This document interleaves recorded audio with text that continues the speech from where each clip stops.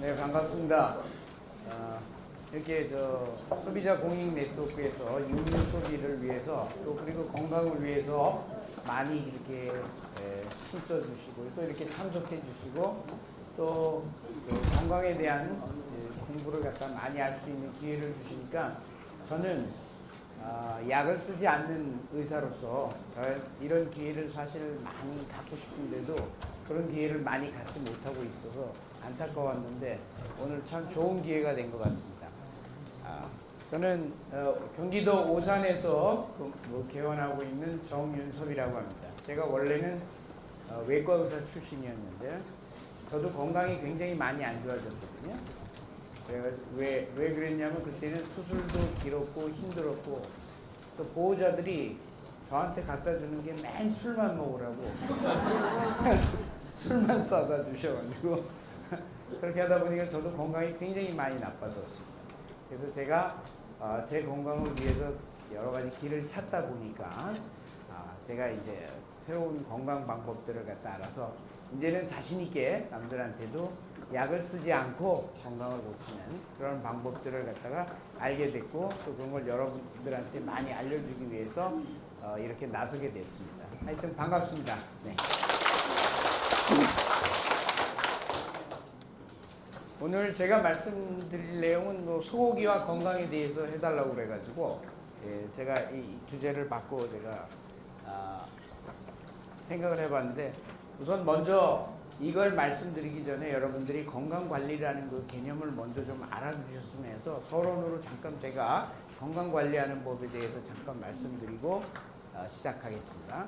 여러분 그 건강은 뭐냐면 그 경영하고 똑같아요. 여러분 가정, 사회, 직장 또 사업체 모두 다 경영하지 않습니까?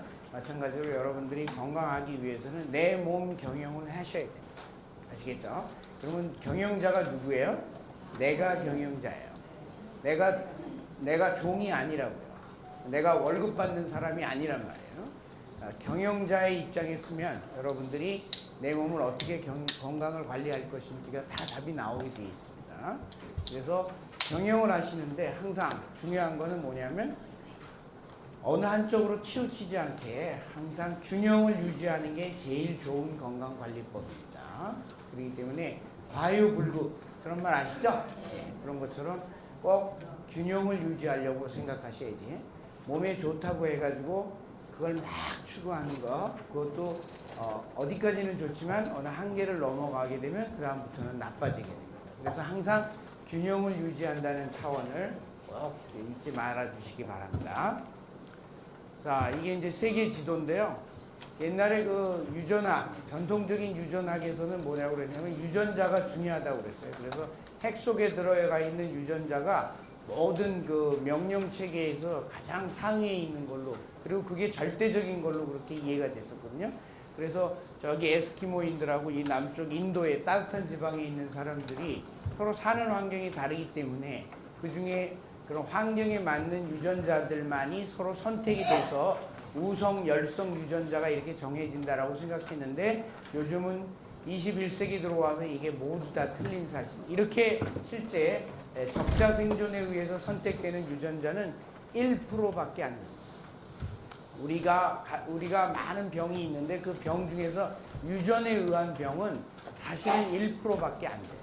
나머지 99%는 바로 뭐냐면 그 유전자의 스위치에 불이 들어오게 하고 안 들어오게 하고 하는 거를 내가 아까 경영한다고 그랬죠. 내 몸을 경영하는 거에 의해서 내가 신호를 어떻게 보내느냐에 따라서 내 몸의 유전자에 불이 들어오고 안 들어오고가 결정이 됩니다.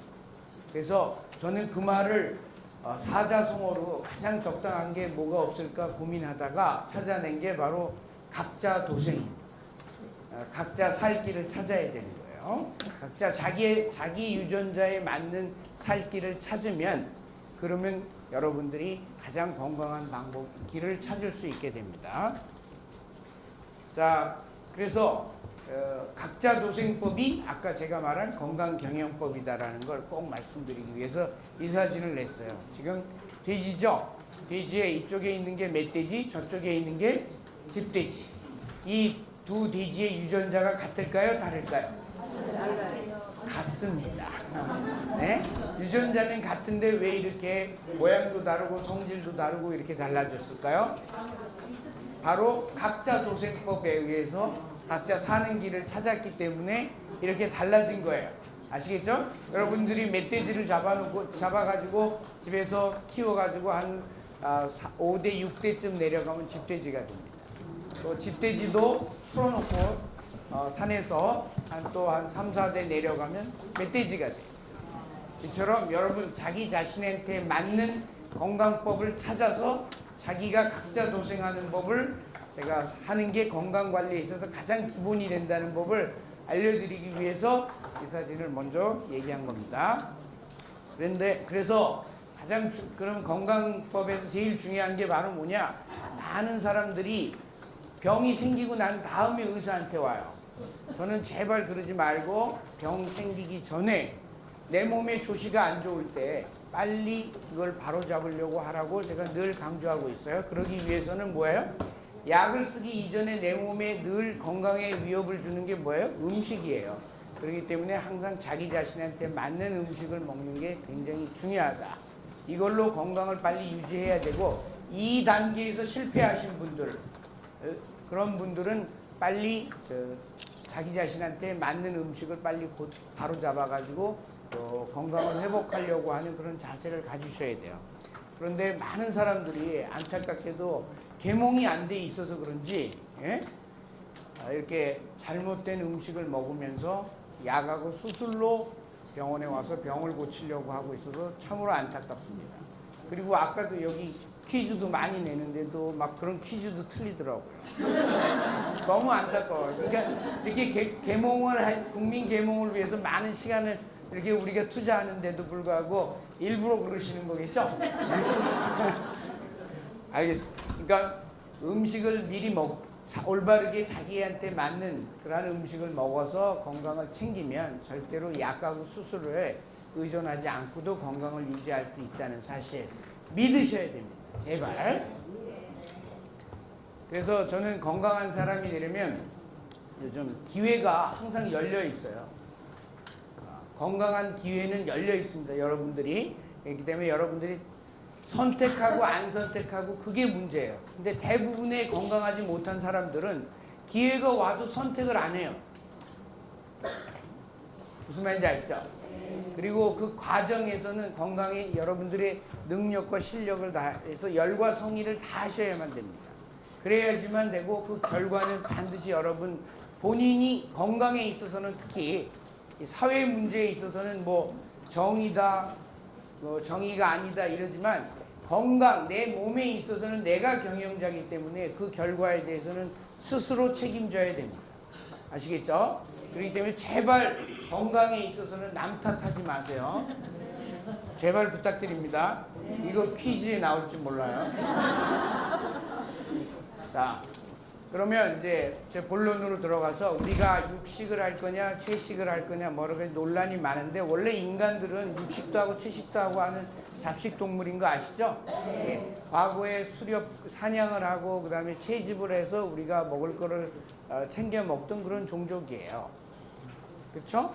그런데 인류 역사상 보게 되면 과거에 육식을 더 많이 했어요. 채식보다 비율이. 채식은 어쩌다 조금 먹는 그런 아주 작은 부분이었어요. 그래서 우리가 육식을 많이 했었는데 농경을 하면서 그리고 가축을 키우고 이렇게 되면서 인간들이 체력적으로 많이 약해졌습니다. 그리고 각종 만성질환들이 많이 생겨나게 됐죠. 그렇기 때문에 우리가 육식을 갖다가 굉장히 중요하게 생각을 해야 됩니다. 원래 우리 인간 조상들이 육식을 많이 했다는 사실을 꼭 여러분들 기억해 주셔야 돼요. 특히 불을 이용을 해가지고 우리가 육식을 하게 되면 이 뇌가 많이 발달을 하죠. 그래서 우리가 만물의 영장이 될 수가 있어요. 만약에 채식을 많이 했었더라면 우리는 그냥 침팬지 정도밖에 안 됐을 겁니다. 그러나 우리가 불을 이용해서 육식을 많이 할 수 있었기 때문에 우리가 오늘날과 같이 만물의 영장이 될 수 있었다는 사실 꼭 그거 알아두셔야 되고요. 또 육식을 하게 되면 먹이를 찾아서 수시로 이동을 해야 되기 때문에 근육들이 아주 잘 발달되고 밀접해집니다. 그렇기 때문에 이 전투력이 강해져요. 무슨 말인지 아시죠? 그렇기 때문에 여러분들 꼭 육식이 유리하다는 거 알아두셔야 되고, 농경을 시작하게 되면서 우리가 곡물을 많이 먹게 됐는데, 이 곡물은 거기에 렉틴이라는 반영양 물질이 들어있어요. 그렇기 때문에 우리 인간의 면역 시스템을 자꾸 자극을 합니다. 여기에는 유제품도 사실은 있습니다. 축산을 하시는 분들이 모였지만, 축산 중에서도 유제품은 카제인이라는 그러한 이종 단백질이 있기 때문에 이것이 우리 몸의 면역 시스템을 많이 자극을 해요. 이 면역 시스템이 자극을 해가지고 생기는 병들이 여러분들이 알고 있는 수많은 각종 성인병들입니다. 그렇기 때문에 여러분들 모든 질병이 육식 탓이 아니라는 것. 농경을 하면서부터 우리가 육식의 비율이 줄고 채식의 비율이 너무 많아졌기 때문에 만성질환이 많이 생기게 됐다는 걸 꼭 기억하시고, 지금부터 자기 식단에서 육식의 비율을 더 늘리셔야 돼요. 아시겠죠? 자, 이거는 이제 일본이 6세기경에 불교가 들어오면서 육식을 금지하는 금융령을 내렸어요. 그러다가 1868년에 일본이 메이지 유신을 하죠. 명치 유신을 하면서 근대화됩니다. 일본 사람들이 왜 서양 애들은 저렇게 힘도 세고 기운도 좋고 저렇게 문화도 발달돼 있고 그랬는가? 이걸 갖다가 연구를 하다 보니까 이제 명치 유신을 하면서 자기들 스스로가 우리가 원숭이가 아니라 근대화돼서 근대 문명을 하자 해가지고 스스로 한 게 이게 명치 유신이에요.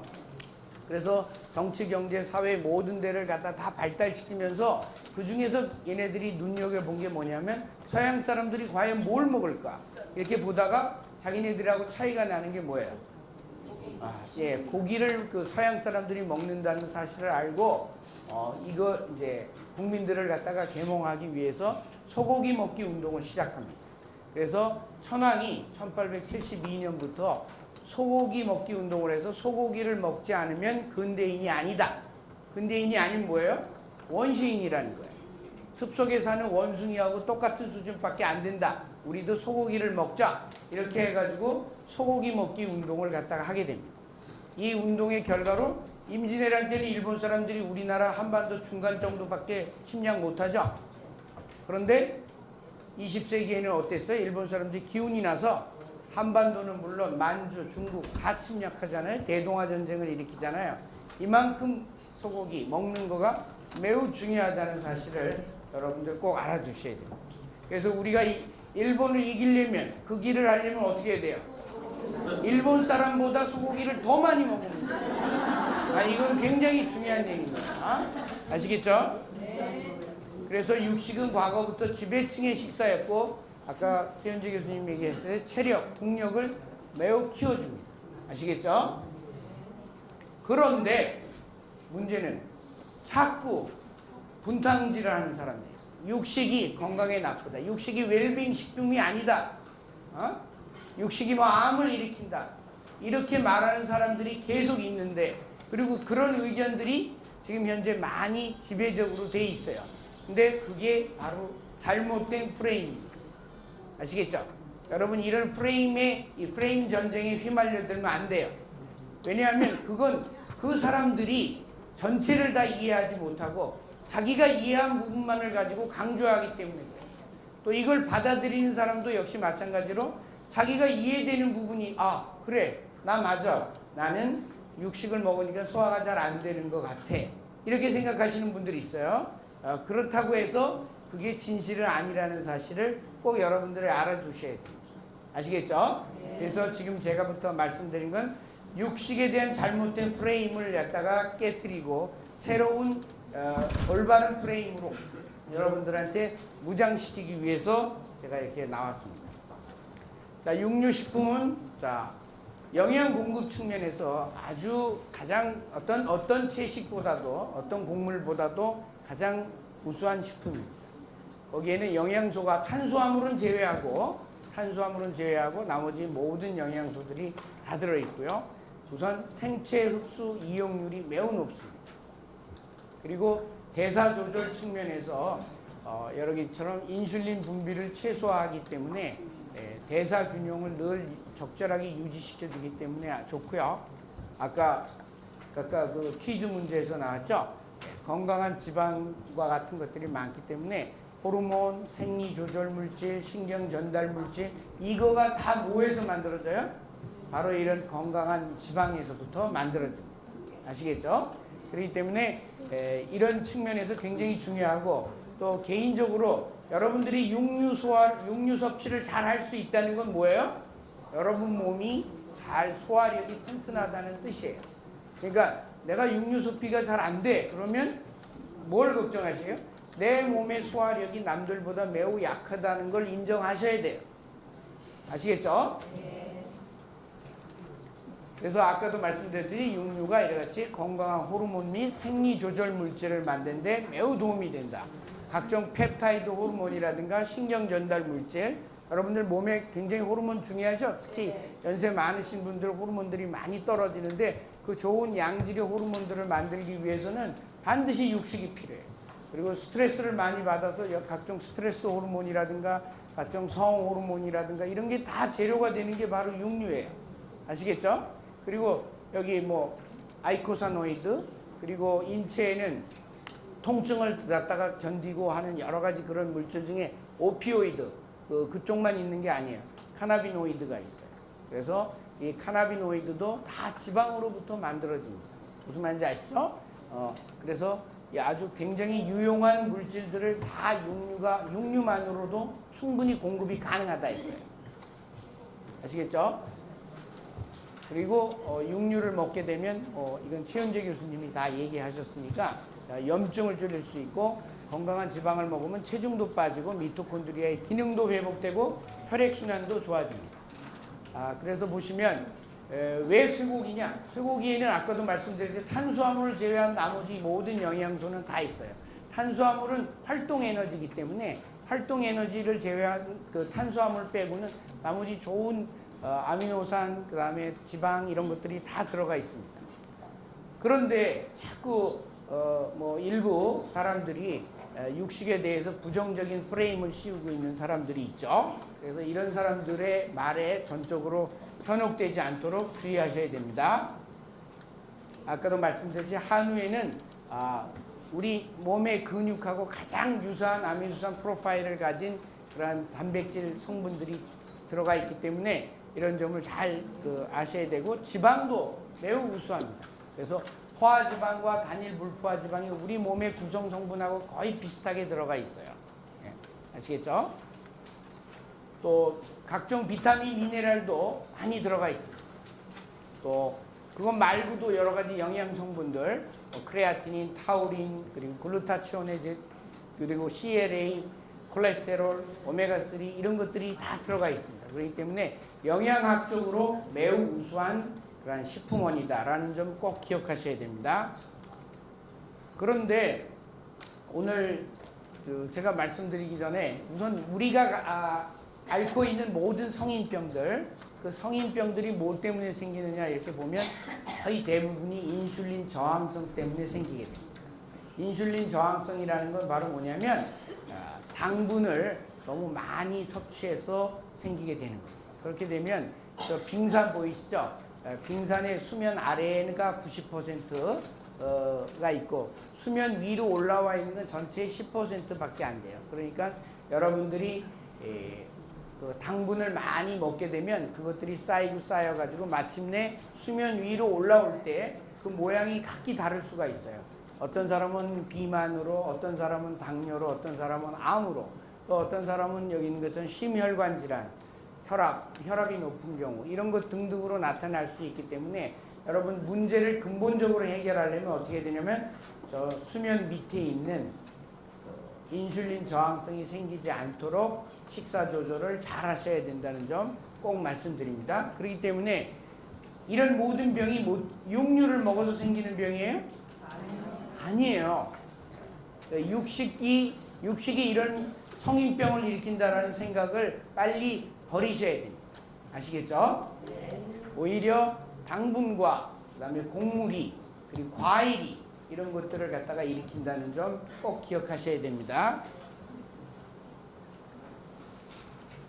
자, 이 사진은 자주 보여드리는 사진인데 두 분 다 56세예요. 56세 여성인데 이쪽에 있는 분이 채식을 주로 하시는 분이고 저쪽에 있는 분은 육식을 하시는 분이에요. 육식을 하는 사람하고 안 하는 사람하고 어떤 식으로 여러분들 노화를 겪고 싶으세요? 네. 어떤 식으로? 그만큼 자 여기 보시다시피 이쪽이 채식만 하시는 분들이 굉장히 빨리 노화가 되는 걸 알겠죠? 그래서 여러분들이 왜 채식만 하고 육식을 안 먹으면 이렇게 빨리 노화가 되는지 아셔야 돼요. 그건 왜 그러냐 하면 채식만 하게 되다 보니까 당연히 포화지방산 그리고 양질의 오메가3 지방산 이런 것들의 섭취가 부족하기 때문에 그렇습니다. 또 콜라겐, 젤라틴과 같은 그런 좋은 단백질이 부족하기 때문에 주름이 굉장히 많이 생기죠. 그죠? 그리고 혈관이 약해져서 잘 터져요. 그렇기 때문에 중풍도 자주 생기게 됩니다. 그리고 또 육식을 안 하니까 자연히 당분을 많이 섭취하기 때문에 당화 노폐물 같은 것들이 많아져서 이렇게 노화가 빨리 온다는 사실 꼭 기억하셔야 돼요. 그리고 육식을 하지 않게 되면 신체 건강만 나빠지는 것이 아니라 빨리 노화가 오는 것이 아니라 정신 건강도 매우 약해집니다. 그래서 채식을 하시는 분들은 정신 건강이 아주 안 좋은 분들이 많아요. 우선 일반적으로도 신경이 예민하고 날카롭습니다. 그런 분 주변에 보이시죠? 네? 그래서 그 이유는 여기 적혀 있는 대로 포화지방산과 콜레스테롤이 매우 부족하기 때문에 그래요. 그리고 아미노산 부족으로 뇌 신경계의 신경전달 물질이 유익하게 만들어지지 않기 때문에 비타민 부족도 그렇고 그래서 여러분들 정신적으로 불안하거나 우울하거나 또는 예를 들어 정신질환을 가지고 계신 분들은 빨리 육류를 갖다가 섭취를 하게 하여가지고 특히 그 중에서도 육류 지방을 많이 섭취해가지고 정신을 안정시켜줄 필요가 있어요. 무슨 말인지 아시죠? 네. 자, 그런데 자꾸 육류에 대해서 시비를 거는 사람들이 맨 처음에 들고 나온 주제가 바로 뭐냐면 콜레스테롤이에요. 콜레스테롤이 몸에 나쁘다, 혈관을 막히게 한다 등등 나왔는데 콜레스테롤은 절대로 적이 아닙니다. 무슨 말인지 아시죠? 제가 그래서 콜레스테롤은 적이 아니다 하고 콜레스테롤과 포화지방에 대한 오해풀기라는 책을 썼어요. 그래서 콜레스테롤이 얼마나 중요한 물질인가를 아셔야 돼요. 자, 여러분들은 콜레스테롤은 적이 아니면 뭐예요? 그럼 아무것도 아닌 중간관적 입장도 아니에요. 그게 아니란 말이에요. 콜레스테롤은 내 몸을 보호해주는 아주 소중한 물질이에요. 그렇기 때문에 적극적으로 더 많이 섭취하려고 노력을 해야 돼요. 아시겠죠? 콜레스테롤이 혈관을 막히게 하는 범인이 아니라 콜레스테롤은 오히려 혈관 파열을 막아주고 여러분 갑상선 기능 나이 들면 다 떨어지거든요. 그러니까 갑상선 기능을 보호하기 위해서도 콜레스테롤이 많은 음식을 적극적으로 먹으려고 해야 돼요. 그리고 심장 기능, 심장이 약해지는데 심장 기능을 도와주는 카디오토닉이라는 호르몬이 우리 몸에 나와요. 그 호르몬의 재료가 뭐예요? 콜레스테롤이에요. 그렇기 때문에 콜레스테롤을 안 먹으면 심장도 약해져요. 그리고 당뇨도 잘 발생하고요. 그리고 각종 호르몬 기능들이 떨어진다는 점 꼭 기억해 두시고 자유기라고 있어요. 활성산소 아시죠? 예. 그 활성산소를 중화시켜주는 역할도 콜레스테롤이 합니다. 그렇기 때문에 콜레스테롤 레벨을 일부러 떨어뜨리려고 약을 먹으면 안 돼요. 아시겠죠?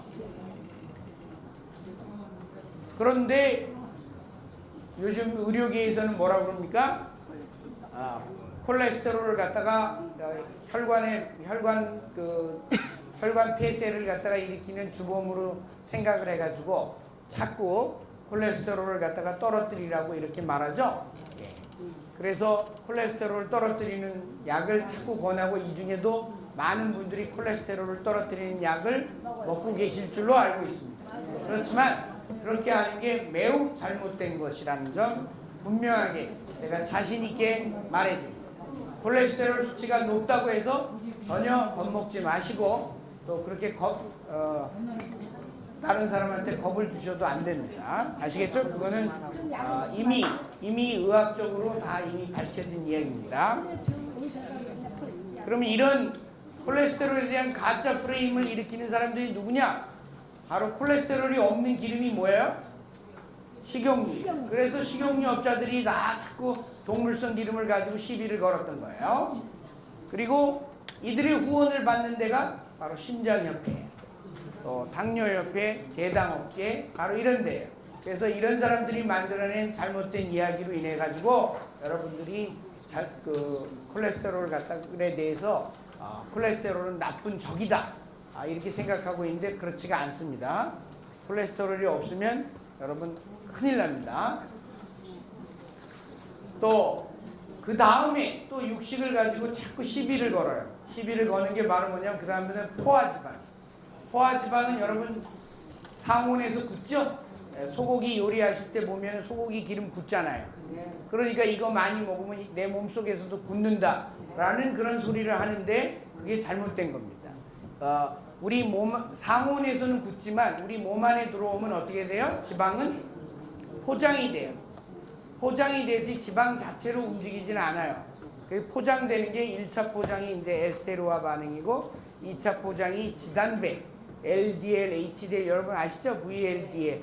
이 지단백이라는 그 포장재에 쌓여가지고 운반이 되기 때문에 굳지 않습니다.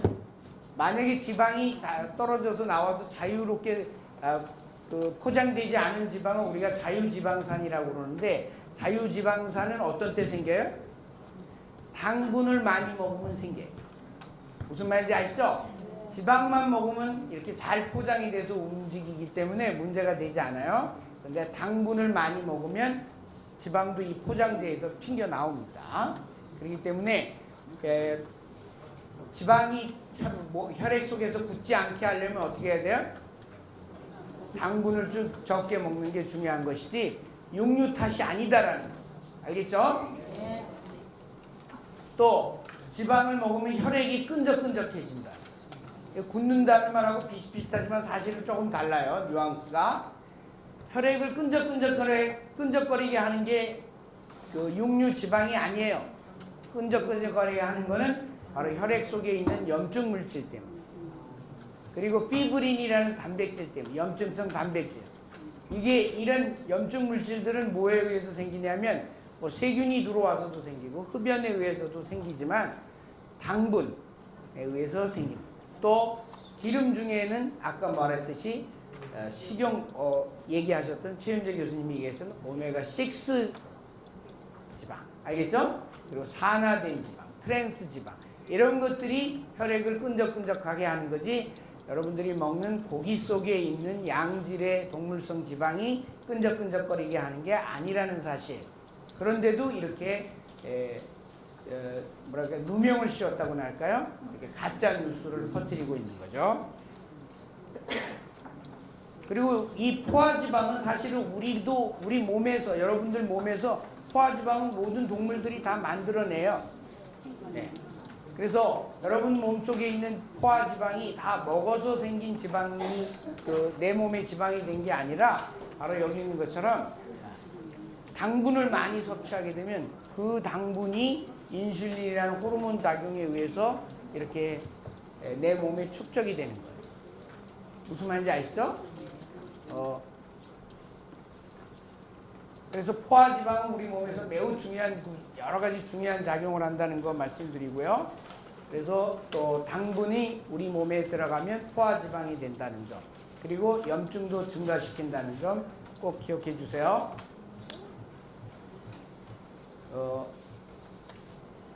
많은 사람들이 포화지방이 혈관을 막히게 해가지고 그래서 심장 발작이 일어난다, 또는 뇌졸중이 생긴다 이런 생각을 가지고 계신데 여러분들 이것도 진짜 잘못된 얘기예요. 우리 몸에는 펌프가 2개가 있어요. 혈액순환이 되려면 여러분 펌프가 2개가 있는데 하나는 심장 펌프예요. 심장은 양압 펌프입니다. 그렇지만 또 하나의 펌프가 있는데 이 펌프가 있다는 걸 몰라요. 그게 바로 뭐냐면 음압 펌프가 있어요. 진공 펌프가 있다. 그래서 피를 확 짜주잖아요. 그러면 저쪽에서 음압펌프에서 피를 받아들여야지만 순환이 되는 거예요. 근데 만약에 양압펌프가 피를 짜주는데 음압펌프가 피를 받지 않잖아요. 그러면 어떻게 돼요? 그 부분은 피가 안 가고 다른 데로 가요. 돌게 돼 있어요. 바이패스 한다고 그래요. 무슨 말인지 아시죠? 그래서 항상 양과 음이 같이 작동을 해야만 돼요. 그러면 심장 발작은 왜 생기는 거냐? 관상동맥 혈관이 막혀서 생기는 게 아니에요. 그거는 맨 마지막 결과예요. 그럼 뭐 때문에 생기냐? 심장에 있는 음압펌프가 피를 받으려고 하지 않았기 때문에 생기는 겁니다. 그래서 음압펌프가 고장이 나서 생기는 병이 우리 여러분들이 알고 계신 거의 모든 혈액순환 장애의 원인이에요. 심장이 먼저 나빠지는 게 아니에요. 그렇지만 음압펌프들이 다 이렇게 닫혀 있으면 어떻게 돼요?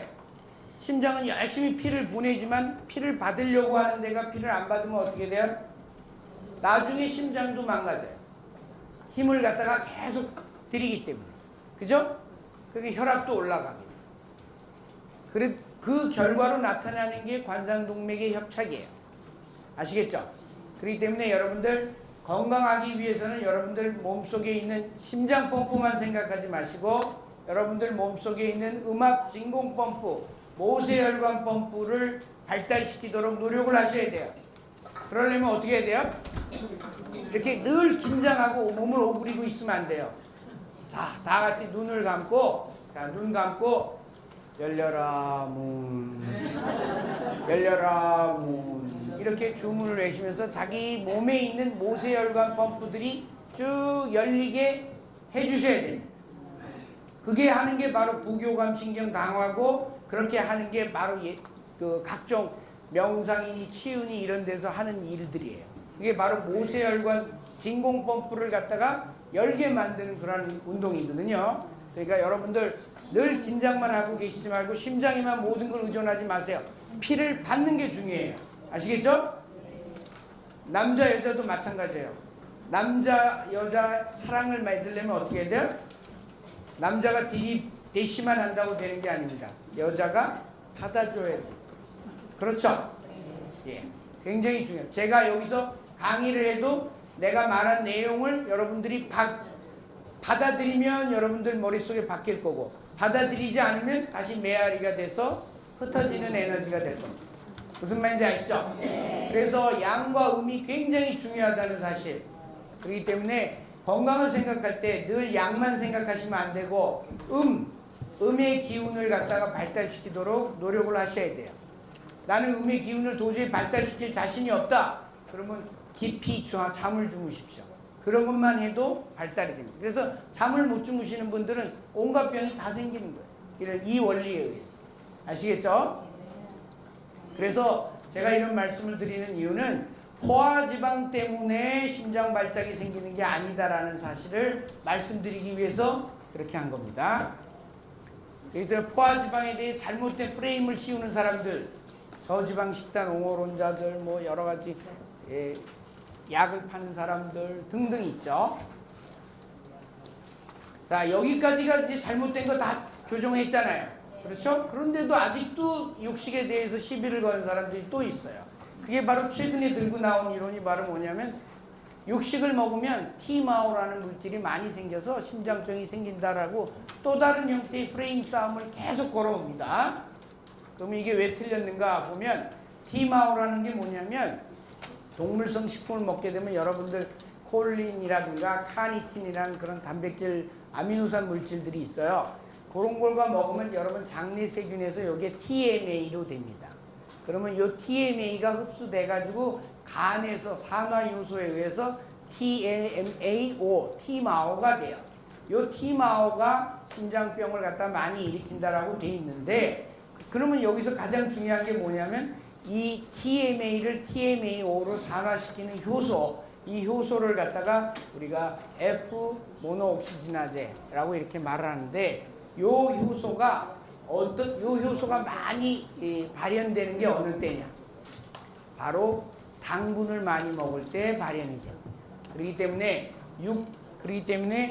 자, 보시면다시피 육류를 많이 먹어가지고 티마오가 올라가는 게 아니라 당분을 많이 먹으니까 같이 먹었던 육류식품에 있는 이런 콜린이나 카니틴이 티마오로 전환돼서 심장병이 많이 생긴다. 이렇게 돼 있어요. 그렇기 때문에 여러분 육식만 하면 심장병이 생긴다? 안 생긴다가 되는 거예요. 아시겠죠? 자, 이제 지금까지 이제 그 잘못된 육류에 대한 공격들을 갖다 우리가 다 방어를 했습니다. 근데 요즘은 요 공격은 우리가 유념에 줄어들만 해요. 이건 바로 뭐냐면 우리가 단백질을 너무 과도하게 많이 섭취하면 암 발생이 증가할 수 있다. 요런 공격을 하는 분들이 있어요. 그러면 요걸 어떻게 대처해 나갈까요? 자, 보세요. 그 사람들의 주장 근거는 이거예요. 단백질을 너무 많이 섭취하면 mTOR 기전이 작동하기 때문에 암이 많이 발생할 수 있다. 라는 거거든요. 맞는 얘기예요. 왜냐하면 mTOR 기전이라는 것은 우리 몸의 영양 센서들을 다 종합해가지고 내가 세포 분열을 해서 성장을 할 것인지 아니면 내실을 기해가지고 청소를 내 몸속을 그냥 청소할 것인지를 결정하는 중요한 그러한 신호 전달 체계라고 할 수 있어요. 그런데 단백질을 많이 섭취를 하게 되면 당연히 어디로 가요? 이쪽 몸을 성장하는 쪽으로 이렇게 가게 됩니다. 그래서 젊은 사람들, 성장해야 되는 사람들, 바디빌더들 이런 사람들은 mTOR 기전을 강화시켜가지고 몸을 자꾸 성장시켜야 되죠. 그렇지만 여러분이나 저같이 성장이 다 끝난 사람들은 어떻게 돼요? 몸의 내실을 기해가지고 내 몸을 계속 청소하는 게 더 유리합니다. 아시겠죠? 그렇기 때문에 mTOR 기전에 대한 그런 지적은 참고할 만하다 이거예요. 그래서 참고할 만한데 그렇다고 쳐서 노년기에 되면 가뜩이나 아까도 얘기 나왔듯이 근육이 많이 감소하잖아요. 그렇기 때문에 너무 단백질을 갖다가 많이 먹어도 안 좋고 너무 적게 먹어도 안 좋고 그렇기 때문에 적정선에서 여러분들이 단백질 섭취를 꾸준히 계속해 주는 게 중요하다고 우리가 이렇게 타협을 할 수가 있을 것 같아요. 그래서 보게 되면 적정 단백질 수준이 어느 정도냐 한 kg당 1g 정도 그 정도로 우리가 꾸준히 매일매일 단백질을 섭취를 해야 되고 그 단백질은 제가 말씀드렸듯이 생체 흡수와 이용률이 높은 식물성이 아니라 동물성 단백질을 특히 소고기와 같은 양질의 동물성 단백질을 매일매일 꾸준히 섭취해야 한다는 점 꼭 말씀드리겠습니다. 그리고 mTOR 또 이런 것도 이보다 더 많이 먹으려면 어떻게 하냐 mTOR 기전을 갖다가 자극하지 않는 고기가 있어요. mTOR 기전을 자극하는 것은 바로 메치오닌, 시스테인 이런 것들이 많은 붉은색 고기들이 mTOR 기전을 자극해요. 그렇기 때문에 바디빌더들이나 이런 크게 성장해야 되는 사람은 붉은색 고기를 많이 먹으면 돼요. 그렇지만 만약에 예를 들어서 이런 mTOR 기전을 작동시키지 않고 단백질을 많이 먹으려면 어떻게 해야 돼요? 흰색 고기를 드시면 됩니다. 아시겠죠? 흰색 고기를 먹으면 단백질 양을 더 많이 먹어도 여러분들 mTOR 기전이 작동하지 않기 때문에 암이 생기지 않고 건강한 근육을 유지할 수 있습니다. 실제로 이렇게 보면 동물성 포화지방을 그러니까 육류를 많이 먹으면 흔히들 많이 대장암이 많이 생긴다고 그러잖아요. 예? 근데 실제 조사를 해봤더니 그 상관관계가 없다. 그래서 육류 때문에 대장암이 많이 생긴다는 얘기도 그게 꼭 올바른 얘기는 아니라는 사실 꼭 기억해 주세요. 그래서 올바른 식단으로서 아까 최현재 교수님이 늘 말씀드렸듯이 저탄고지방 식사를 갖다가 여러분들이 장수하기 위해서는 꼭 실천하셔야 돼요. 자, 그 저탄고지방 식사에 여러 유형이 있는데 제일 먼저 우리나라에 알려진 게 황제 다이어트죠. 애킨스 다이어트라고 하는 거. 그 다음에 펠리오 식단이라는 거. 펠리오 식단. 그리고 요즘 많이 유행하는 게 지방을 더 많이 늘려서 케톤 에너지를 이용하자는 게 이제 케토제닉 다이어트고. 그보다 더 나아가서 저쪽에 보이는 게 카니보어 다이어트. 카니보어라는 건 육식이라는 거죠. 오로지 채식 안 하고 육식만 하는 다이어트예요. 육식만 하면 여러분 저는 이 다이어트를 누구한테 권하냐면 많은 염증이 심한 사람, 여러분들 염증이 심하고 허약하면 어때요? 옛날에 그냥 현미죽, 미음 이런 거 끓여가지고 먹으셨죠? 그게 아닙니다. 오히려 사골 국물 가지고 좋은 고기 수프를 만드셔가지고 먹여야지만 오히려 몸이 회복이 돼요. 아시겠죠? 예? 그런 점 꼭 기억하셔야 돼요. 그렇기 때문에 병이 약한 사람들한테 미음이나 쌀가루, 뜬물이나 뭐 이렇게 미음 뭐 이런 거 하는 게 아니에요. 예? 소고기 수프를 먹이셔야 됩니다. 아시겠죠? 특히 장이 나쁘신 분들, 장 질환이, 장으로 면역성 질환, 아까 제가 뭐라고 그랬어요? 농경사회가 되면서부터 우리가 곡물을 많이 먹어가지고 면역성 질환들이 많이 생긴다고 그랬죠? 예, 바로 그런 질환으로 생겨서 장이 안 좋으신 분들은 오히려 이렇게 육류를 갖다가 잘 소화될 수 있게 만들어서 먹으면 오히려 더 기운이 나고 회복이 됩니다. 그래서 이런 카니보어 다이어트가 요즘 많이 각광을 받고 있어요. 자, 제가 제시하는 그 장수 식단의 조건이 이겁니다. 우선 여러분이 장수하기 위해서는 가능한 칼로리 섭취를 낮출수록 좋습니다. 불필요하게 많이 먹는 건 좋지 않습니다. 소식이죠. 그 다음 끼니수를 줄이는 게 좋아요. 때가 됐다고 무조건 먹는 게 아닙니다. 특히 육식을 많이 하게 되면 저절로 끼니수가 줄어들어요. 그죠? 그래서 끼니수를 줄여야 되기 때문에 간헐적 단식을 한다든가 이와 같은 방법을 쓰셔야 되고, 그 다음에 인슐린 분비를 적게 하는 사람이 전부 다 100세 이상 사는 사람, 노인들의 특징이 바로 인슐린 레벨이 굉장히 낮다는 거예요. 그러니까 인슐린 분비를 줄여야 돼요. 당뇨 환자들은 어때요? 인슐린 레벨이 너무 높죠? 그러니까 그래서 그런 겁니다. 그러니까 인슐린 분비를 줄이고, 그 다음에 케톤을 에너지로, 탄수화물, 당분을 갖다 포도당을 에너지로 사용하지 말고 케톤을 에너지로 사용하는 시간을 많이 주셔야 돼요. 그리고 아까도 말씀드렸듯이 mTOR 기전을 자극하지 않을수록 장수할 수 있겠습니다. 그리고 요거는 이제 아까도 말씀드렸듯이 여러 가지 문제가 되는데, 육류를 공격하는 사람 중에 하나가 육류를 하면 발암물질이 많이 생긴다는 거죠. 그런데 그거는 대개 육류 자체의 문제가 아니라 육류를 조리하고 가공하는 과정에서의 문제이기 때문에 요 점은 우리가 유념해 둘 필요가 있습니다. 여러 가지 우리가 불에 굽고 여러 가지 가공하고 그다음에 방부 효과를 갖다가 내기 위해서 여러 가지 물질을 쓰다 보니까 이같이 발암 물질들이 나올 수가 있는데, 이런 걸 없애기 위해서는 어떻게 해야 되겠어요? 불에 굽거나 태우는 것보다 삶거나 익힌 방법으로 조리해서 먹는 그런 방법으로 대처를 하면 되겠죠. 그래서 육류 재료의 그 질도 중요하지만 조리법도 아까 우리 남 교수님께서 말씀하셨지만 조리법도 굉장히 중요합니다. 그래서 굽기보다는 삶거나 찌는 조리법을 하고요. 그 다음에 낮은 열로 가열해서 위험한 물질이 생겨나지 않게 이렇게 해서 먹는 게 2 플러스 한우를 먹는 것보다 1 플러스를 가지고도 충분하게 먹을 수 있는 이유가 그겁니다. 그리고 육류를 식초나 또는 채소즙이나 과일즙에 쟁여뒀다가 이렇게 재워뒀다가 이렇게 요리하게 되면 발암물질이 덜 생기는 걸로 돼 있죠. 근데 많은 사람들이나 외식 업체에 가면은 이런 재료를 안 쓰고 설탕을 씁니다. 이게 문제예요. 그죠? 그리고 냉동한 것을 갖다가 조리할 때 열에 노출되는 시간을 줄이기 위해서 가능한 한 실온의 방치에 또 해동되고 난 다음에 그 다음에 조리를 하시면 되고요.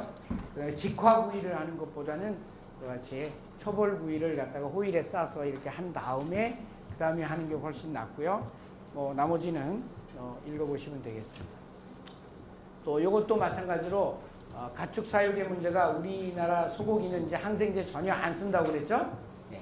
그렇기 때문에 그런 건 없는데, 그래도 아직도 예를 들어서 사료에 옥수수가 많이 포함된 사료를 사용하고 있다든가, 또 여러 가지 달걀 같은 경우는 살충제 문제도 있죠.